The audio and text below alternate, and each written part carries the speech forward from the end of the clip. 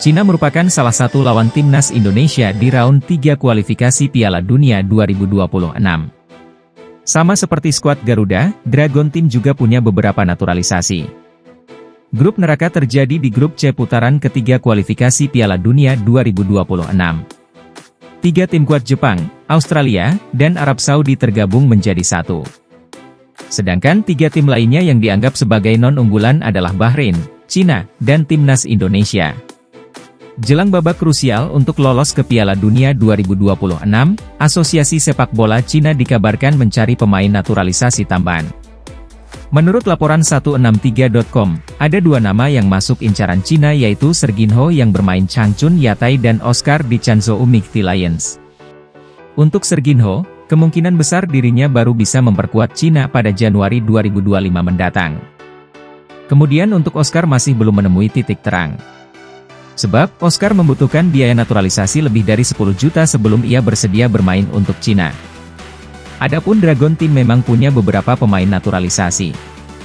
Kebanyakan mereka berasal dari Brasil seperti Alan, Elkeson, dan Fernandinho. Sedangkan timnas Indonesia juga punya banyak pemain keturunan. Namun bedanya untuk Sandy Walsh dan kawan-kawan punya darah keturunan.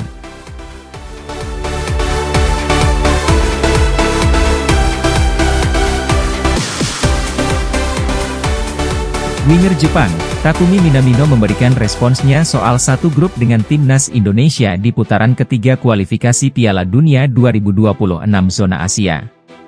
Dalam drawing yang digelar di Kuala Lumpur, 27 Juni 2024, Jepang masuk ke dalam grup C bersama Australia, Arab Saudi, Bahrain, Cina, dan timnas Indonesia. Dalam acara drawing tersebut, hadir pula mantan pemain timnas Jepang, Shinji Okazashi. Ia turut serta dalam proses drawing tersebut. Takumi Minamino memberikan respons terkait hasil drawing yang menempatkan Jepang ke dalam grup C. Saya pikir Okasan menggambar sesuatu yang saya sebenarnya tidak ingin dia gambar, kata Minamino. Lebih lanjut ia menilai lawan-lawan yang akan dihadapi tidaklah mudah, termasuk timnas Indonesia. Ia menyoroti momentum yang didapat timnas Indonesia sejauh ini. Arab Saudi dan Australia bagi saya adalah tim kuat di Asia, kata Minamino. Tim tanda sangat tangguh, termasuk jarak tempuh dan atmosfernya. Indonesia juga cukup menakutkan. Mereka bermain bagus di Piala Asia dan memiliki banyak momentum. Ini adalah grup yang Anda tidak boleh lengah bahkan dalam satu pertandingan, ujarnya, dilansir dari Nikkei Sports.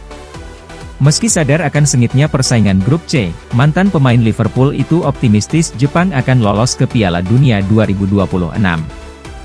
Jepang harus berangkat ke Piala Dunia. Saya ingin meraih hasil yang baik, ujarnya. Hanya 2 tim teratas setiap grup yang berhak lolos langsung ke Piala Dunia 2026 yang akan digelar di 3 negara, Amerika Serikat, Kanada, dan Meksiko.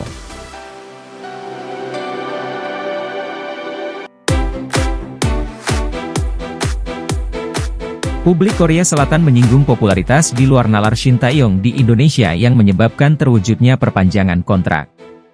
PSSI dan Shin Tae-yong resmi menyepakati kerja sama baru lewat perpanjangan kontrak sebagai pelatih timnas Indonesia hingga 2027. Kabar ini tak hanya mengguncang publik Indonesia, tetapi juga sudah sampai ke tanah kelahiran Shin Tae-yong, Korea Selatan. Publik Korea Selatan lewat salah satu media lokalnya, Net Sports, menyinggung beberapa alasan yang membuat Shin Tae-yong lebih memilih Indonesia ketimbang Korea. Seperti yang diketahui bahwa sebelum adanya kabar resmi mengenai perpanjangan kontrak, Shin Tae-yong sempat dikaitkan dengan kursi pelatih timnas Korea Selatan. Ya, kursi panas yang pernah ia duduki dalam tempo waktu cukup singkat hingga akhirnya ia tinggalkan pasca Piala Dunia 2018 Rusia selesai. Rumor Shin Tae-yong ditikung Korea Selatan semakin kuat saat tanda tangan perpanjangan kontrak di timnas Indonesia tak kunjung dilakukan. Di saat yang sama, keberadaan Shin Tae-yong diketahui ada di Korea Selatan, meski PSSI sudah menegaskan jika yang bersangkutan sedang sakit. Namun publik tanah air sempat tak begitu mempercayainya, hingga muncullah kabar mengenai perpanjangan kontrak yang dibagikan langsung oleh Erick Thohir dan PSSI. Mengetahui kabar resmi tersebut, publik Korea Selatan hanya bisa meratapi nasib karena mustahil untuk bisa memulangkan pria berusia 53 tahun ke negeri kimchi. Namun yang menarik, Ada dua penyebab yang disorot media Korea Selatan terhadap terwujudnya perpanjangan kontrak Shin Tae-yong dan timnas Indonesia. Di antaranya popularitas Shin Tae-yong di Indonesia yang dianggap sudah berada di luar nalar, sesuatu yang tidak bisa didapatnya di Korea.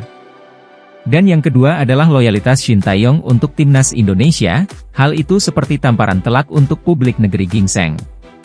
Mustahil sudah bagi timnas Korea Selatan mendapatkan jasa pelatih Shin Tae-yong yang sudah memperbarui kontraknya di timnas Indonesia hingga 2027, tulis Net Sports. Popularitas pelatih Shin Tae-yong di Indonesia sungguh di luar nalar dan imajinasi manusia. Sindrom serupa dialami pelatih Park Hang-seo yang memimpin Vietnam. Dari sudut pandang persatuan Indonesia, tak ada pilihan selain buru-buru memperbarui kontrak dengan Coach Shin. Pada akhirnya, pelatih Shin Tae-yong tetap mempertahankan loyalitasnya dengan resmi menandatangani kontrak baru dengan timnas Indonesia, imbuh mereka. Erick Thohir berharap perjuangan yang berlanjut akan membawa timnas Indonesia semakin maju dan berprestasi di kancah dunia. Begitu juga dengan Shin Tae-yong yang terkesan antusias menyambut lembar baru sebagai pelatih timnas Indonesia, ia pun meminta dukungan penuh masyarakat tanah air. Kami bersepakat untuk terus berjuang bersama agar tim nasional Indonesia semakin maju, berprestasi, dan mendunia, tulis Erick Thohir. Kami memutuskan untuk bekerja sama dengan Presiden Erick hingga tahun 2027. Mohon dukung sepak bola Indonesia, tulis Shin Tae-yong.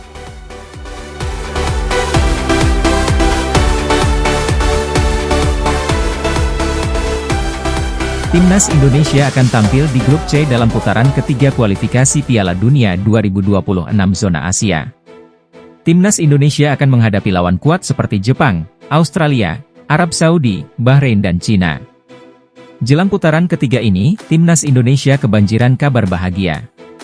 Eksekutif Komite PSSI, Arya Sinulinga mengungkapkan akan ada 2 pemain naturalisasi baru. Meski tak gamblang menyebutkan nama Kevin Dix, namun Arya tak menampik dia menjadi salah satu pemain yang memiliki komunikasi intens dengan PSSI. Kevin Dix sempat ke Indonesia untuk berlibur di Bali. Namun pada kesempatan itu, Arya Sinulinga tidak bertemu dengan pemain keturunan Belanda Indonesia ini. Belum ketemu, kita tidak ketemu, saat Kevin Dix ke Bali, tapi masih usaha, kita komunikasi terus, kata Arya Sinulinga.